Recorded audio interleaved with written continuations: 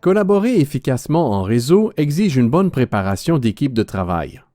Elle doit établir les objectifs visés par la collaboration, en plus d'en définir le contexte. Votre équipe sera alors outillée pour sélectionner l'environnement collaboratif qui répondra aux objectifs visés. Bonne découverte! Collaborer en réseau avec vos collègues d'études permet de réaliser des travaux dont la valeur est nettement plus grande que la somme des efforts fournis par chacun des coéquipiers individuellement. De plus, cela vous préparera à vivre des situations semblables dans la poursuite de vos études ou sur le marché du travail. La première étape consiste à définir les objectifs du travail à réaliser ainsi qu'à dresser la liste des tâches à effectuer au sein de votre équipe. En établissant les objectifs du travail à réaliser de manière concertée, vous vous assurerez que tous les membres de l'équipe comprennent ce qui doit être accompli. Ces objectifs pourraient viser la réalisation collective d'une production écrite, la préparation d'un examen ou la présentation d'une étude de cas dans le cadre d'un stage, par exemple. Au sein d'une même équipe, les membres devraient idéalement pouvoir participer à plusieurs tâches et en partager d'autres. Les efforts de chacun varieront, mais tous les membres doivent faire converger leurs forces respectives. Par exemple, ici, les tâches de correction sont confiées à 3 membres en particulier.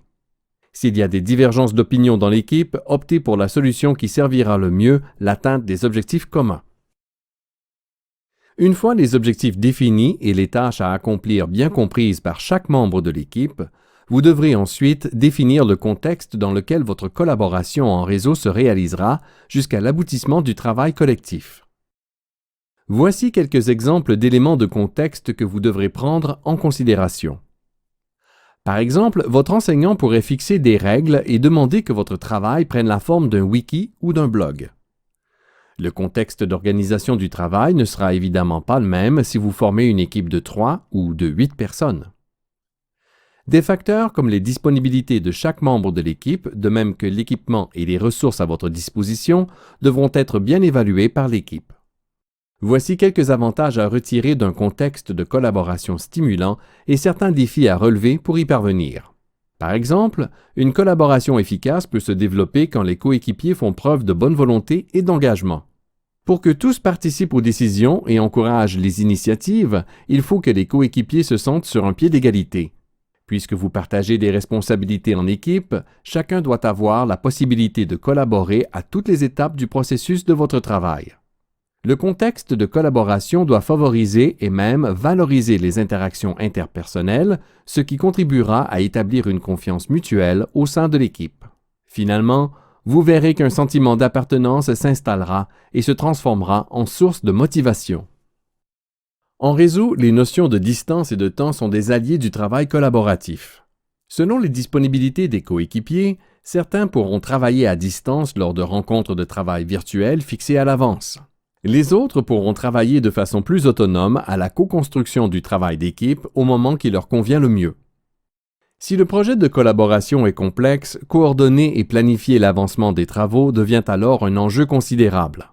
Ces tâches pourraient être gérées par 1 ou 2 membres de l'équipe, ne serait-ce que pour planifier le calendrier et les modalités des rencontres.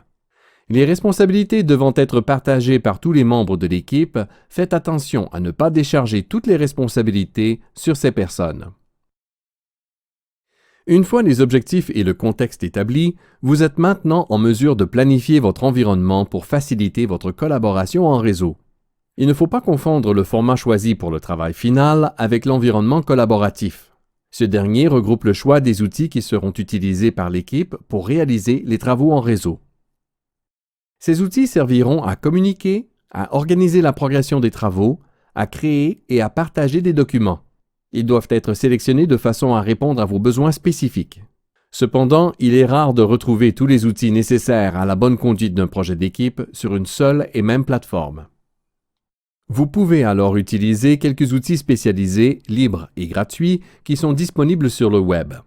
Par exemple, vous aurez besoin d'une application pour vérifier la disponibilité des membres de l'équipe afin de planifier des sessions de travail.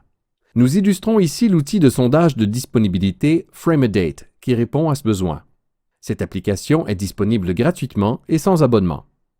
N'hésitez pas à adapter un outil à vos besoins en l'absence de l'outil idéal. Ainsi, pour mettre en commun des informations de base comme la liste des membres de l'équipe, leurs coordonnées et vos objectifs communs, Créez simplement un bloc-notes collaboratif avec le logiciel libre Frameapad. Il ne vous reste alors qu'à partager l'adresse web pour accéder à votre tableau de suivi de projet en mode collaboratif.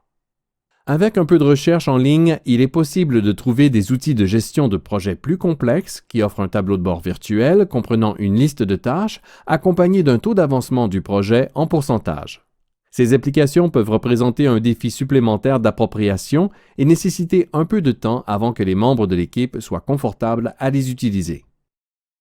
Considérez l'utilisation d'outils synchrones de collaboration pour échanger des informations très rapidement en temps réel.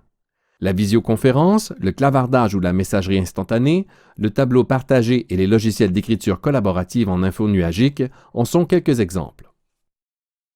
Puis, considérez les outils asynchrones pour laisser des traces précieuses de votre travail qui pourront être consultées par les autres membres de l'équipe au moment qui leur conviendra. Le courriel, le forum de discussion, le tableau de suivi et le service de stockage et de partage de documents sont des exemples de ce type d'outils utilisés couramment à ces fins. En conclusion, travailler en équipe et en réseau comporte plusieurs avantages, dont celui de pouvoir réaliser une production riche issue de la contribution de chacun des collaborateurs. Pour poursuivre votre exploration, nous vous recommandons de visionner la capsule TIC des étudiants du collégial traitant du travail en équipe à distance avec des outils collaboratifs.